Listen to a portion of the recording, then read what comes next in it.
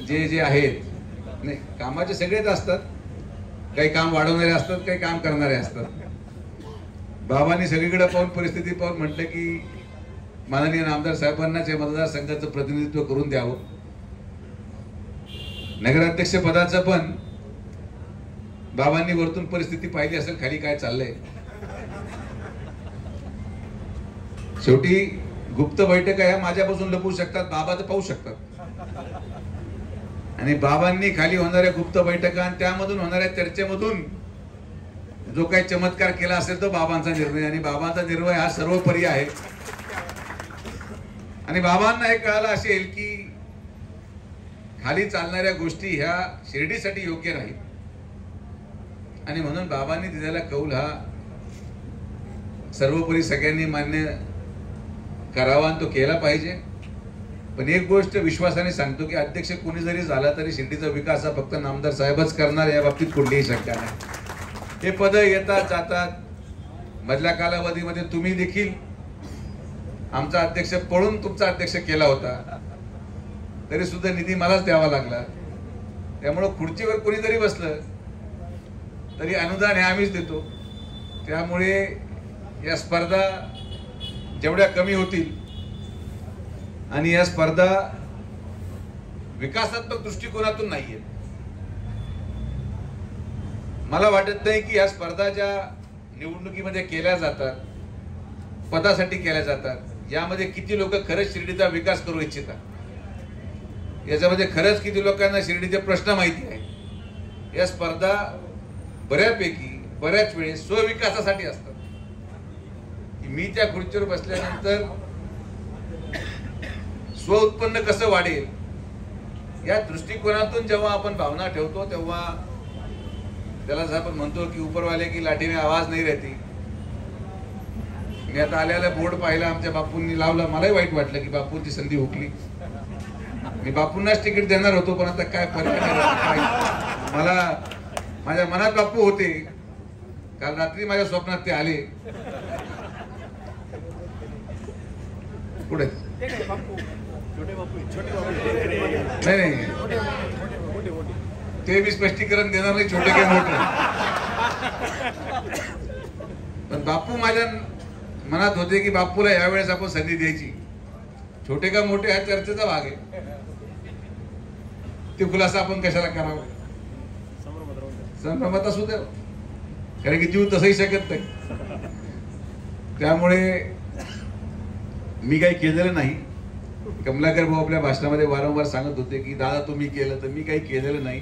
Video कॅमेऱ्यामध्ये शूटिंगच्या माध्यमातून संपूर्ण अहिल्यानगर जिल्ह्यामध्ये एकच एसटी निघालं, ते आपल्या शिर्डीत निघालं. त्याला काय आपण दोष देऊ शकत नाही. ती घटना घडायची होती, घडली. ओपन जरी आला असतं तरी काय स्वागत आहे. मी कधी जातीपातीमध्ये विश्वास ठेवत नाही. माझा ठाम विश्वास आहे की जो कोणी अध्यक्ष होईल तो स्वच्छ चरित्राचा असणार, त्याच्यावर कुठल्याही प्रकारचा गुन्हा नसणार आणि सुशिक्षित असणार, एवढंच मी तुम्हाला या ठिकाणी सांगतो. कारण की अनेक सकारात्मक निर्णय आपण घेतलेत आणि त्या निर्णयामध्ये ठाम भूमिका एवढीच आहे की यापुढे कुठल्याही गुन्हेगार पार्श्वभूमीच्या माणसाला आपल्या संघटनेमध्ये पद दिलं जाणार नाही. या निर्णय आपण घेतला आणि त्या निर्णयाला ठाम राहूनच पुढे शिर्डीचा विकास होणार. यामध्ये जेवढे लोक इच्छुक असतील तरी सगळ्यांनी आपलं आपलं नशीब आजमावलं पाहिजे. उमेदवारी काही मी एकटी दिली म्हणजेच निवडून येईल असं काही नाही. जनता जनार्दन तर मोठी असते. आम्ही कधी आम्हाला स्वतःला मोठं समजलं नाही. सगळ्यांनी नशीब आजमावा, 10 लोक उभे राहावं, परत तो निर्णय बाबाच घेतील की बाबांची सेवा कोण करणार. तर माझी सगळ्यांना विनंती आहे की आपण सगळेजण या शिर्डीच्या विकासामध्ये एक संघ राहू. शिर्डीचे प्रश्न मोठे आहेत. आज 598 कर्मचाऱ्यांचे आमचे कर्मचारी बांधव इथं आलेले आहेत. अनेक वर्षाच्या प्रयत्नातून देखील हा प्रश्न सुटत नाहीये. तर दुर्दैव आणि दुःख सगळ्यात जास्त मला आहे, कारण की माझा आणि त्यांचा काही वैर नाही. उलट माननीय मुख्यमंत्री महोदय राज्य शासनाने नेमलेली प्रशासकीय समिती देखील माननीय उच्च न्यायालयाने त्या ठिकाणी हे कसं नियमात नाही, किंबहुना या ठिकाणी याचिका मागे घेण्यात यावी अशी सर्वोच्च न्यायालयाने की माननीय उच्च न्यायालयाने सूचना केल्यानंतर संस्थांनी ती परत दाखल केलेली याचिका मागे घेतली. आपला प्रयत्न होता की पालकमंत्री अध्यक्ष झाल्यानंतर हा प्रश्न जास्त दलदगतीने सुटेल आणि आपला प्रयत्न प्रत्येक वेळेस शिर्डीचे प्रश्न सोडवण्यासाठी आहे. पण आता बाबांना जेव्हा मान्य असेल त्या गोष्टी बाबांच्या हातात आहेत. मी 598 कर्मचारी आज या ठिकाणी आलेले आहेत, त्यांनाही विनंती करेल की आपण 17 किंवा 18 तारखेला याच्या संदर्भात कुठेतरी वस्तीवर जेवणासहित मीटिंग ठेवू. पण हे पण सत्य आहेच की तुमच्या विरुद्ध याचिका करणारे तुमच्यामधलेच कर्मचारी आहेत, कोणी बाहेरून तर आलेलं नाही, शिर्डीचेच आहेत, परिसरातलेच आहेत. ज्यांनी याचिका केली त्यांनी ती याचिका मागे घेतली तर 2 दिवसामध्ये हा निकाल लागू शकतो. कधी कधी आपल्याला आपला शत्रू शोधायची आवश्यकता नाही, शत्रू घरामध्येच असतो आणि तीच परिस्थिती आज या 598 बद्दल घडते. तुम्हाला शत्रू शोधायची आवश्यकताच नाही, तुमच्या घरामध्येच तुमचे शत्रू आहे आणि या सगळ्यांसोबत लढायला एकटा सुजय विखे पूर्ण उरू शकत नाही. माझी भावना प्रामाणिक आहे, मला ते काम करायचं आहे. आपण सगळ्या प्रकारे प्रयत्न करून थकलो म्हणणार नाही, पण हा प्रयत्न केल्यानंतर मला विश्वास आहे की शिवपुराण कथा झाल्यानंतर महाकाल ही इच्छा तुमची पूर्ण करेल, एवढंच मी या ठिकाणी सांगू शकतो. कारण की शिवपुराण कथेचं नुसतं आयोजन केलं तर चिठ्ठ्या अशा निघाल्या, कथा झाल्यानंतर काय काय होईल हे तर सांगता येत नाही.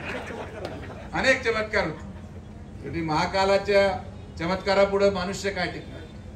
पण मला आनंद होतो की या सगळ्या गोष्टी एवढ्या भव्य होतात. कालही आपल्या सगळ्यांच्या आशीर्वादाने मी कशी घाडीलकर साहेब आम्ही चर्चा केली की एक व्यक्ती ज्या देशाचं नेतृत्व करत आहे त्या व्यक्तीच्या दौऱ्यामध्ये 4-4 ठिकाणी त्यांनी गाडीतून उतरावं, प्रत्येक कार्यक्रमाला भेट द्यावी. म्हणजे एवढा दौरा तर कधी मुख्यमंत्र्यांचा सुद्धा आमच्या नशिबाला नव्हता. फक्त सभा असायची की आले, सभा केले, गेले. इथं मुक्कामाला येणं, बाबांचं दर्शन करणं, कारखान्यावर येणं, पुतळ्याचं अनावरण करणं, परत सभा घेणं आणि परत घरी जेवण करणं, हे सगळ्यांच्या नशिबात नाही. याला पुण्याही लागते आणि मी या गोष्टीमध्ये विश्वास ठेवतो की जर तुम्ही कोणाचं वाईट केलेलं नाही तर तुमचं कोणीच वाईट करणार नाही, ही भूमिका घेऊन आपण पुढे चाललेलो आहोत. आमच्यावर अनेक वेळेस संकट आले, संकट आणण्याचा प्रयत्न केला गेला, पण बाबा आमच्या पाठीमागे खंबीरपणे बाबांचा आशीर्वाद आहे आणि बाबांचा जोपर्यंत आशीर्वाद आहे तोपर्यंत आमचं कुणीही काही वाकडं करू शकत नाही. त्यामुळे आम्ही देखील आनंदाने आणि निवांतपणे जगतो, सगळ्या षडयंत्रांना तोडून पुढे जातो आणि ही त्याचीच प्रचिती आता मागच्या काही कालावधीमध्ये अनेक लोकांना आली आणि पुढे देखील येत राहणार आहे. तर मी आवर्जून सांगेल आमच्या 598 कर्मचारी बांधवांना की आपण 16 आणि 16च्या कथेनंतर 17 किंवा 18 लगेच तारीखही तुम्हाला मी देऊन टाकेल. आपण निवांत बसून चर्चा करू आणि तुमचा जो निर्णय राहील, अनेक गोष्टी आपल्याला संवाद माध्यमातून बोलता येणार नाही, मीडिया पुढे बोलणं उचित नाही. उच्च न्यायालयामध्ये ते प्रकरण असल्या कारणाने भरपूर टेक्निकली अडचणी आहेत, पण आपण त्या सगळ्या तुमच्या समेत चर्चा करून हा विषय लवकरात लवकर कसा सुटेल या संदर्भात मीटिंगच्या माध्यमातून ती चर्चा होईल. विठ्ठलराव जसं कमलाकर भाऊंबरोबर त्यांनी आपलं राजकीय जीवन सुरू केले, अनेक वेळेस धक्के खाऊन खाऊन खाऊन मग ते आज कुठेतरी चेअरमन झाले. तर नुसतं धक्के खाताना चेअरमन होऊ शकत नाहीत कमलाकर भाऊ, त्याला अनेक गुरुमंत्र असतात. तो गुरुमंत्र जर तुम्ही घेतला तर तुम्ही देखील यदा कदाचित तुम्ही योग्य गुरुमंत्र घेतला तर विश्वस्त मंडळामध्ये तुमचं पण नाव येऊ शकतं. पण तो गुरुमंत्र घेणं आवश्यक आहे आणि गुरुमंत्र घेऊन त्याचं पालन पण झालं पाहिजे. गडबड जर झाली तर मग काय होऊ शकणार नाही. त्यामुळं तुम्ही विठ्ठलराव कोणी ते गुरुमंत्र घ्या, विठ्ठलराव त्यांना वेळ द्या. तुम्ही गुरु करायचं ठरलेलं गुरु केलं तसं मला गुरु करायला. विठ्ठलने मला गुरु केलेलं नाही, विठ्ठलने मला मित्र म्हणून वागणूक दिली, मान सन्मान दिला. आम्हाला हे पहा, आम्हाला ना आमच्या विरोधकांकडून पैशाची अपेक्षा आहे ना आमच्या कार्यकर्त्यांकडून पैशाची अपेक्षा आहे. आम्हाला बाबांनी एवढं दिलंय की आम्हाला कमीत कमी पैशाची गरज कोणाकडून पडली नाही. आमचा आणि माझा जाऊ द्या, मी तर कधी मान सन्मानाचा अपेक्षा पण धरत नाही. माझ्या वडिलांचा मान सन्मान ठेवा, सगळे गुरुमंत्र कामी लागतील आणि आपोआप सगळ्यांचे नंबर लागत जातील. राजकारणामध्ये मान सन्मान हा ठेवला गेला पाहिजे. तो विरोधक असो कोणी असो, खालच्या पातळीवर टीका करणं. आणि हे माझ्या सगळ्या शिर्डीकरांच्या वेगळ्या वेगळ्या पक्षाच्या नेत्यांना आव्हान आहे की जे तुम्ही पाठीमागे बोलता तेच पुढे बोला. ज्या दिवशी तुम्ही हे गुरुमंत्र पाळाल तुमच्या सगळ्यांचे विश्वस्त मंडळाला नाव लागतील, हा माझा शब्द आहे. पण पाठीमागे एक बोलायचं, पुढे दिसल्यावर एक बोलायचं, हे बंद झालं पाहिजे. कारण की तुम्ही ज्यांच्याकडे बोलतात तेच रात्री आमच्याकडे येऊन सांगतात तुमच्याबद्दल बोलू राहील. गुप्त चर्चा ही एक ज्याला म्हणतो भास आहे शिर्डीमधला. गुप्त ताराभाऊ काहीच नाहीये, गुप्त काहीच राहू शकत. तुम्ही दोन लोक बसले संध्याकाळी रात्री, तुम्हाला वाटतं आमच्या दोघांची चर्चा गुप्त राहील. दुसऱ्या दिवशी सकाळी शुद्ध आल्यावर पहिला तो फोन लावतो दोघांपैकी एक, की काल रात्री जास्त झाली होती, बोलून गेलो, मनावर धरू नका. कारण की त्यालाही माहिती आहे की समोर तर त्याच्याबरोबर बसलो, तो सांगायच्या अगोदर मी सांगून मोकळं झालो म्हणजे मी सुरक्षित राहणार. एवढं तर आपण आपलं वलय कमवलंय की त्या धास्तीमध्ये का व्हायना माणूस सकाळी शुद्धीवर येऊन योग्य ते खरं बोलून जातो, कारण त्याला माहिती आहे. म्हणून संध्याकाळी बसणाऱ्यांमध्ये जोपर्यंत एकामेकावर विश्वास नसेल तोपर्यंत काहीच काही होऊ शकत नाही. तर माझं एवढंच मत आहे की विरोध असेल तर विरोध करा, प्रेम असेल तर प्रेम करा. लोकतांत्रिक प्रक्रिया आहे, सगळेच माझे असले पाहिजे असंही काही नाही. सगळे विरोधात गेले, शेवटी बाबांच्या आशीर्वादाने प्रत्येकाची आर्थिक सुबत्ता आहे. प्रत्येकाला वाटतं मी अध्यक्ष झालं पाहिजे, प्रत्येकाला वाटतं मी नगरसेवक झालं पाहिजे, झालं पाहिजे. 4 पॅनल करा, मी कधी थांबवले. 5 पॅनल करा, आमची काही कधीही विरोधकाची भूमिका नाही. पण शिर्डीमधलं सगळ्यात मोठं दुर्दैव हे आहे की लोक केलेले उपकार सुद्धा विसरतात. हे सगळ्यात मोठी शोकांतिका आहे. मग जर उपकार केलेले विसरले असतील तर त्याची आठवण दुर्दैवाने करून द्यायला माझा जन्म झालाय, त्यामुळे ते मला करून द्यावी लागते, जे कोणी असेल. आणि म्हणून मला शिर्डीच्या गोरगरीब जनतेवर अतिप्रेम आहे, कारण की त्यांच्यासाठी मी कधी काही केलं नाही, पण त्यांनी आम्हाला कधीच सोडलं नाही. हे या शिर्डीची रचना आहे आणि ती शेवटपर्यंत राहणार. अनेक लोक आहेत त्यांना आम्ही कधी काही देऊ शकलो नाही, ना कधी आरक्षण उठवलं, ना कधी त्यांचे बंगले बांधून दिले, ना कधी त्यांच्या मुलांना नोकरी लावलं. पण या विश्वासाने की माझा मुलगा, माझा परिवार जर आनंदात शिर्डीत राहायचा असेल तर विखे पाटील परिवाराला मी सोडणार नाही. अशा भावनेत राहणारे झोपडपट्टीमध्ये असंख्य लोक आहेत ज्यांच्या जीवावर आम्ही राजकारण करतो. आणि जोपर्यंत असे लोक या मतदारसंघामध्ये आहेत तोपर्यंत इथं नामदार साहेबांना कोणीही हरू शकत नाही. ही काळी दगडावरची पांढरी रेख आहे. अनेक लोकांनी प्रयत्न करून झाले, दगडावर डोकं आपटून झाले, सगळा प्रयत्न झालाय. शेजारून उधारीवर लोक आणले, इकडून उधारीवर लोक आणले, सगळे परतवले जातात. कारण की आपलं काम हे नैतिकतेने चालतं, समाजहिताने चालतं आणि सर्व सामाजिक समतोल ठेवून आपल्याला काम करायचं आहे. आणि म्हणून मला आनंद होतो की विठ्ठल पवार सारखा एक मित्र मला या पूर्ण प्रवासामध्ये लाभला. चांगलं काम केलं, त्याच्यामध्ये त्याचं एक मोठं योगदान होतं. तो स्वतःच्या कष्टाने चेअरमन झालाय, मी काही त्याला केलेलं नाही. मी अगोदरही म्हटलं आणि आजही सांगतो, माझं काही क्रेडिट नाही. त्यांनी एकच गोष्ट काळजीपूर्वक केली की तो माझ्याबद्दल कधी वाईट बोलला नाही. त्यामुळे जेव्हा तो उभा होता तेव्हा मी भानगडीत पडलो नाही.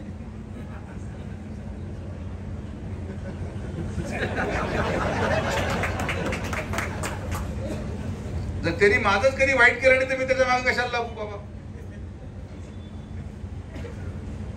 त्यामुळे माझं वाईट न करणाऱ्या माणसाचं मी कधीच वाईट करणार नाही. ज्यांनी केलं त्यांना सोडणार नाही, हे 100%. जे माझ्या कधी आडव्यात गेले नाही त्यांच्या आडव्यात मी अजिबात जात नाही. भलेही तरी राजकीय भूमिका विरोधात बूथवर का बसाना, ती त्याच्या पक्षाची भूमिका आहे, ते आम्ही सन्मानाने मान्य करू. त्या बाबतीत कधीच काही आपलं दुमत नाहीये.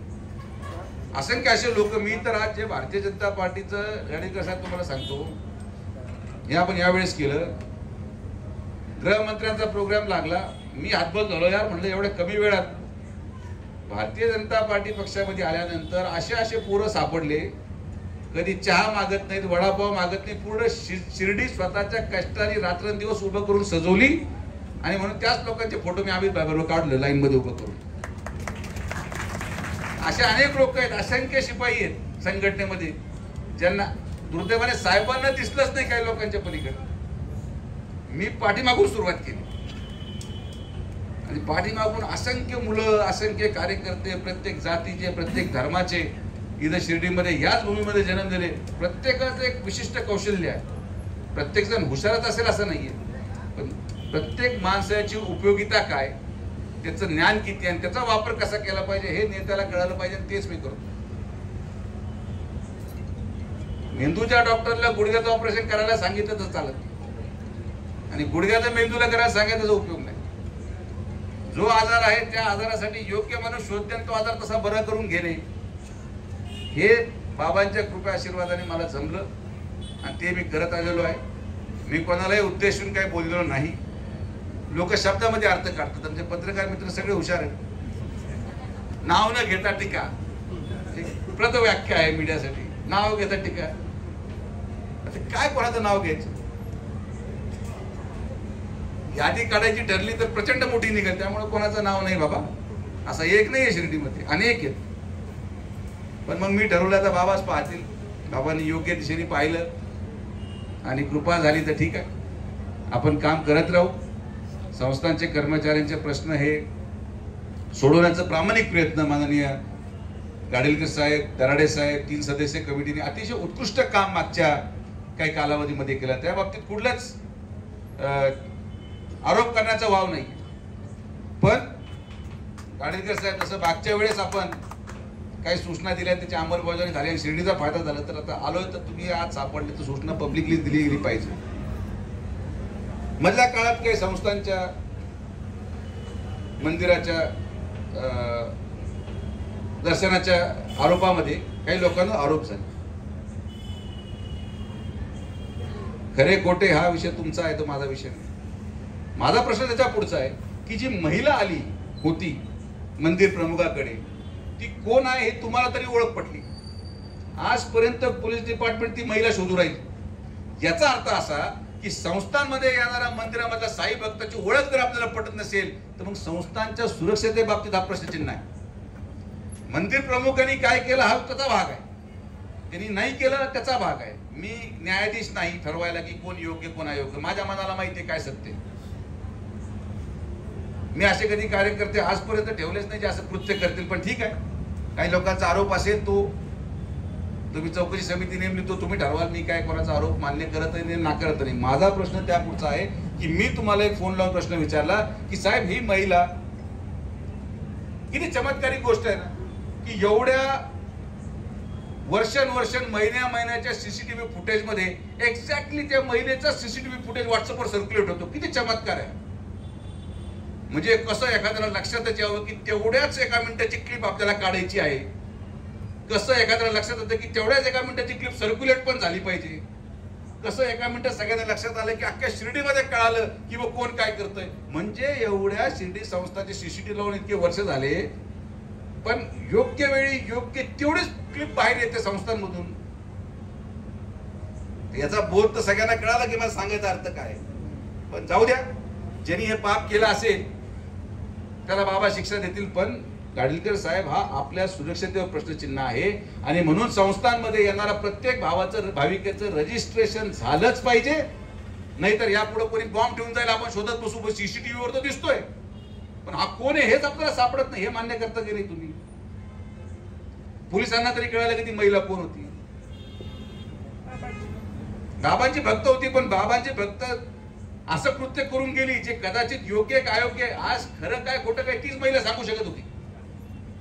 आणि जेव्हा मी विचारतो तर पोलिसांना माहिती ती कोण आहे. म्हणे भक्त होते, येऊन निघून गेली. उद्या बॉम्ब ठेवून जातील, म्हणे भक्त होते, ठेवून निघून घ्या. कामाख्या मंदिरासारख्या डोंगरावर गुवाहाटी मध्ये देखील मंदिरामध्ये जाणाऱ्या माणसाचं रजिस्ट्रेशन होतं. गाडीकर साहेब त्यांच्याकडे 5 रुपये सुद्धा नाही. तर येणाऱ्या साई भक्तांचं एक मर्यादित आकडा ठरवला पाहिजे की एवढेच साई भक्त आज दर्शन घेऊ शकतात. आणि सगळ्यांचं टाइम स्लॉट देऊन, आधार कार्ड घेऊन, व्हेरिफिकेशन घेऊनच माणूस मंदिरात गेला पाहिजे. की उद्या एखादी घटना घडली तर हा माणूस हैदराबादचा आहे, चेन्नईचा आहे, दिल्लीचा आहे, हा कसा पकडमध्ये येणार. हे तुमच्या पुढे झालेलं जिवंत उदाहरण आहे की आज आपण या आरोपाला सामोरे जातो. अख्ख्या मीडियामध्ये आलं की संस्थांच्या याच्यामध्ये गैरकारभार. एवढा स्वच्छ कारभार करून हा आरोप तुम्हाला सामोरे जावं लागतं, मला नाही. तो मंदिर प्रमुख जो होता तो प्रामाणिक आहे नाहीये या बिचाराने त्याला सिद्ध करावं लागेल. एवढ्या वर्षाच्या सेवेमध्ये कधी दाग लागला नाही, पण एक बाईच्या सीसीटीव्ही मध्ये त्याच्यावर दाग लागलाय. तो स्वतःला सिद्ध करू शकत नाही. ती महिला सत्य सांगू शकत होती की हा केलंय का नाही, पण कोण शोधणार. हा निर्णय घ्या गाडीलकर साहेब हा निर्णय घेणं संस्थांच्या हिताचा आहे, शिर्डीच्या हिताचा आहे. मी वारंवार म्हणतो आणि परत सांगतो की जो नियम तिरुपतीमध्ये लागू आहे तोच नियम शिर्डीला देखील लागू झाला पाहिजे. जर इथं असं निवांत दर्शन व्हायला लागलं, कोण येतंय काय येतंय, काय दुर्दैवाने मला वाटलं होतं की ती समिती आली असती, अनेक कठोर निर्णय घेतले असते, पण काय आपलं नशीब नाही. बाबांना ते मान्य नाही हे मी मान्य करतो. ठीक आहे, जेव्हा योग्य वेळ येईल तेव्हा येईल, पण ही अतिशय गंभीर बाब आहे. प्रसादालयामध्ये देखील आपण जेव्हा दर्शना रांगेचा पासचा नियम केला तरी सुद्धा आजही संध्याकाळी बिना पासचं जेवण दिलं जातं. तर संस्थांच्या आदेशाची अंमलबजावणी होत नसेल तर परवाच कमलाकर भाऊ आम्ही 22-25 भिकारी परत पकडले आणि पाठवले. आता पोलिसांनी आरोपी पकडायचे का भिकारी पकडायचे? कुठंतरी थांबलं पाहिजे, काहीतरी शिस्त लागली पाहिजे. तुमच्यामुळे अनेक गोष्टी घडल्या मी मान्य करतो, पण आपण त्याच्या पलीकडे जाऊन या गोष्टीचा विचार आपल्याला झाला पाहिजे. यांनी संस्था सुरक्षित राहील, संस्थांचे लोक सुरक्षित राहतील, शिर्डी सुरक्षित राहील, ही भूमिका असली पाहिजे. मी तुमच्या पुढे झालेलं उदाहरण तुमच्या पुढे मीडिया समोर यासाठी मांडले की आपण बंद खोलीत चर्चा करतो, पण लोकांना माहित पाहिजे की आपण कोणत्या लेवलला विचार करूया. आणि हे करा, फक्त रिस्ट्रिक्ट करा. दिवसामध्ये फक्त एवढे साई भक्त दर्शन घेऊ शकतील, 1 तासामध्ये एवढे साई भक्त आले पाहिजेत. तुम्ही टाइम स्लॉट अलॉट करून द्या. आलेला प्रत्येक साई भक्त आधार कार्ड अपलोड करावं. इथं मंदिर किती कोटीची दर्शन रांग बांधली? 112 कोटीचे दर्शन रांगेचं कॉम्प्लेक्स बांधले. 10 लाखाचे 5 कम्प्युटर लावून रजिस्ट्रेशन करा. असं होऊ शकत नाही की मंदिराच्या एवढ्या आतमध्ये येऊन आपण सीसीटीव्हीचा फायदा होऊन असून देखील जर आरोपी ओळखू शकत नसू तर मग आपलं झालेला प्रत्येक खर्च सुरक्षिततेच्या दृष्टिकोनातून धोकादायक आहे. मी सगळ्यांपुढे यासाठी बोललो की या गोष्टी जनतेपुढे आल्या पाहिजेत. कारण की जेव्हा तो मंदिर प्रमुख आज आपल्या घरामध्ये जातो, त्या गल्लीतून जातो, तो लोक त्याच्याकडे संशयाच्या नजरेने पाहतात. ठीक आहे, काही लोक त्याला चांगलं भरत असतील, काही लोक वाईट भरत असतील. काय माहिती की बिचाऱ्यांनी काहीच केलं नसावं, त्यांनी हा अपमान का सहन करावा? आणि केला असेल तर शिक्षा झाली पाहिजे. पण आता हे खरं का खोटं करणारी तीच एक महिला होती, पुढच्या सीसीटीव्ही पाहते आज घेऊन गायब झाली का खरंच कुठेतरी चालत पण दिसते. एंड पर्यंत ट्रॅक करा कुठं आहे काय. पण आता दुर्दैवाने तो विषय तुमच्या हातातून निघून गेलाय. ती महिला सापडाना.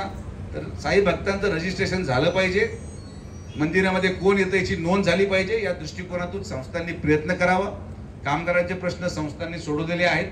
मला आनंद वाटतो की गाडीलकर साहेबांनी जेवढे मी प्रश्न कामगारांसंदर्भात मांडले, नर्सिंग स्टाफचा मधल्या कालावधीमध्ये पॅरामेडिकल स्टाफचा तुम्ही पगार वाढ केली त्याबद्दल तुमचे मनापासून आभार व्यक्त करतो. त्या सगळ्या मुलांप्रती तुम्ही जी संवेदना दाखवली. नाही तर झाडू खात्याचा माणूस आणि 10 वर्षापासून इंजेक्शन देणाऱ्या माणसाला सारखाच पगार, मग इंजेक्शन सोडून झाडू लावलेलं काय वाईट होतं? असं शैक्षणिक पात्रतेनुसार पगार ठरले पाहिजे. 10 वर्ष नर्सिंग स्टाफला झाले होते. कोविड मध्ये आपल्या प्राणाची पर्वा न करता बिचाऱ्यांनी काम केलं, लॅब मध्ये काम केलं आणि त्यांना सेम पगार देणे सुट्टी घेऊन घरी बसला होता. तर हे योग्य नाही. शैक्षणिक पात्रतेनुसार निदान व्यक्तीचं मूल्यमापन करावं आणि शैक्षणिक पात्रतेनुसार त्याला पगार मिळाला पाहिजे. अजूनही अनेक प्रश्न आहेत जे पॅरामेडिकल आणि हॉस्पिटल संदर्भात आहेत. आमच्याच माजी नगरसेवकाच्या मुलाचा अपघात झाला, ऍक्सिडेंट झाला. रात्री 11 वाजता मला फोन. MRI करायला जेव्हा तो मुलगा गेला तिथं 4-5 लोक होते, मी नाव घेणार नाही. ते म्हटले याला वाचवायचं असेल त्याला इथं अजिबात ऍडमिट करू नका, याला घेऊन जा. आम्ही नाही सांगितलं, तुमच्या कर्मचाऱ्यांनी सांगितलं तिथल्या. यानंतर रात्री मला फोन. मी सगळे सत्य परिस्थिती आहे. मी त्याला रात्री व्यवस्था केली सह्याद्रीला. 2 तास अजून उशीर झाला असता तो एक्सपायर झाला असता. एकुलता एक मुलगा होता. माझ्याकडे शिक्षण झालं, मीच त्याला शिकवलं. BSc अग्री झाला पोरगा, चांगला एकदम निर्व्यसनी पोरगा. या सगळ्या गोष्टी कधी कधी तुमच्या लक्षात येत नाहीत, पण माझं काम तुम्हाला सांगणं आहे. लक्ष ठेवलं तर उत्तम आहे.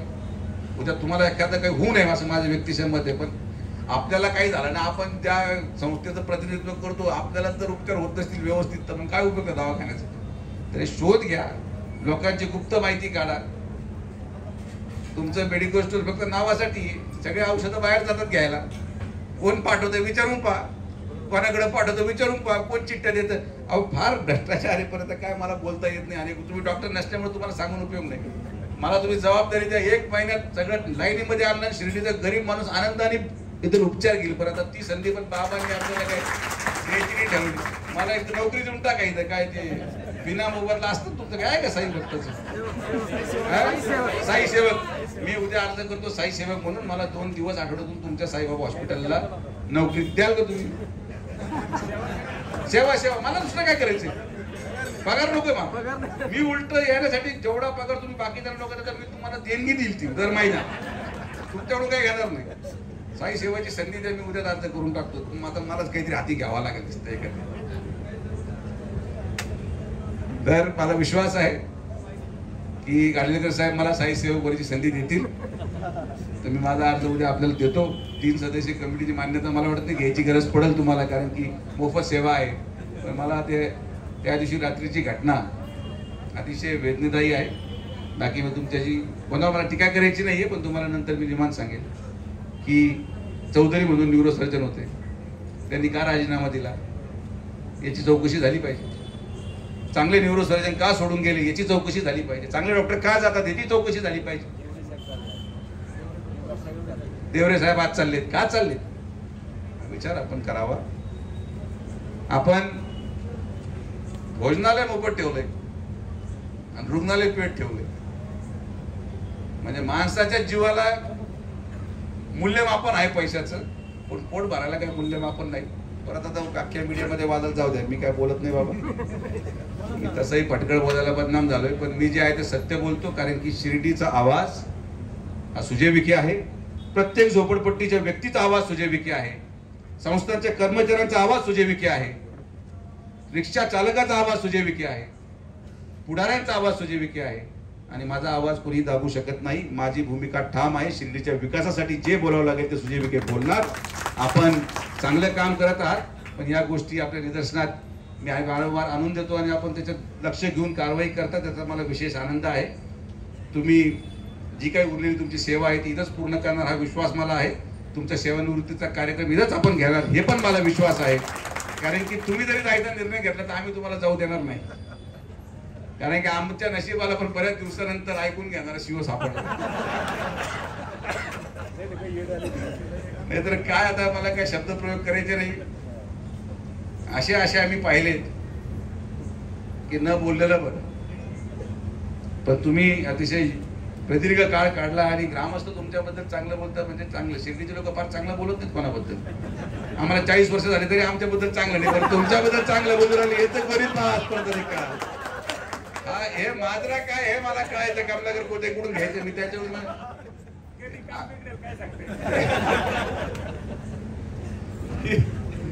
हे पण घातक असतं बरं का एकदम.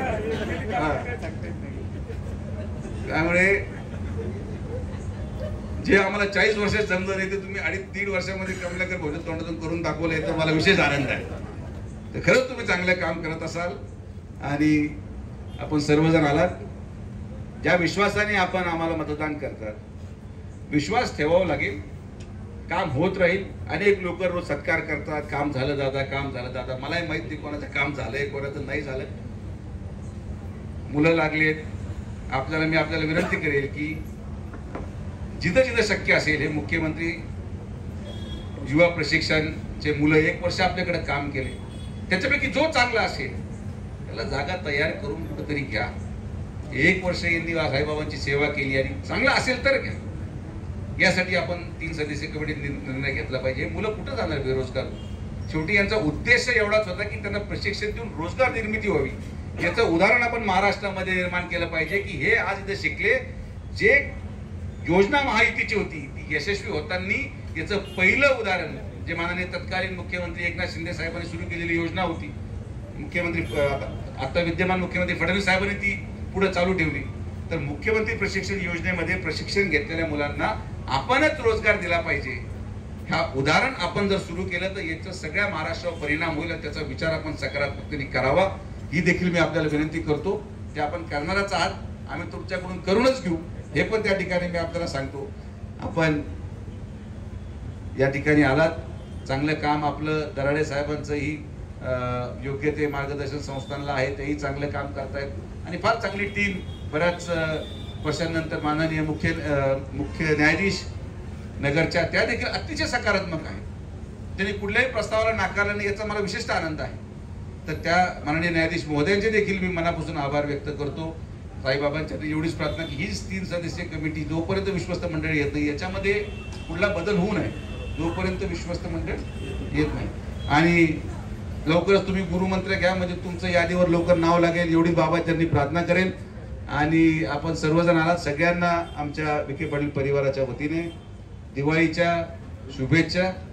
येत्या 12 ते 16 ऑक्टोबर परमपूज्य प्रदीप मिश्रा महाराजांचं शिवपुराण कथाचं आयोजन अस्तगाव, निर्मळ, पिंपरी माथ्यावर आपण केलेलं आहे. अनेक ठिकाणी ही कथा पूर्ण झाल्यावर चांगलं प्रत्य हे ग्रामस्थांना आलेलं आहे. मला विश्वास आहे की ही कथा पूर्ण झाल्यानंतर आपल्या या परिसरामधलं सर्व संकट दूर होतील. ही महाकालाची कृपा आपल्यावर होणार, शंकराची कृपा आपल्यावर होणार. आणि तुम्हाला विश्वास व्यक्त करतो की ही कथा पूर्ण झाल्यानंतर अनेक प्रलंबित प्रश्न आता कुठलेच ठेवले नाहीयेत, फक्त 2च आहे, 558 नगर मनमाड. तर नगर मनमाड आता चालू आहे काम, त्याचे मशीन रस्त्यावर दिसत आहे, म्हणजे ती गाडी ट्रॅकवर आहे. आता फक्त हे आपले भाऊबंद राहिलेत 598 वाले, 488 बेसिकली 488 राहिलेत. आकडा बरोबर ना भेटेल. तर त्यांचं काम आम्ही मार्गी लावू. प्रत्येक वेळेस ते आश्वासन देणं मला संयुक्तिक वाटत नाही, करून दाखवायची अनेक इच्छा होती, पण ठीक आहे, वेळेनुसार ते पण होईल. आपण सगळे आल्याबद्दल आपल्या सगळ्यांचे मनापासून आभार. ही दिवाळी अत्यंत सगळ्यांची गोड जाओ. साईबाबा सगळ्यांना असंच आशीर्वाद आणि प्रेम करत राहो. आणि परत एकदा आपण जो विश्वास आमच्या परिवारावर टाकला, जो विश्वास नामदार राधाकृष्ण विखे पाटील साहेबांवर टाकला, या विश्वासाला सार्थ ठरू असंच काम माझ्याकडून, माझ्या परिवाराकडून, माझ्या कार्यकर्त्यांकडून होत राहील, एवढाच विश्वास तुमच्याकडून व्यक्त करतो. आपण सर्वजण आलात, सगळ्यांचे मनापासून आभार. जय हिंद, जय महाराष्ट्र, ओम साईराम.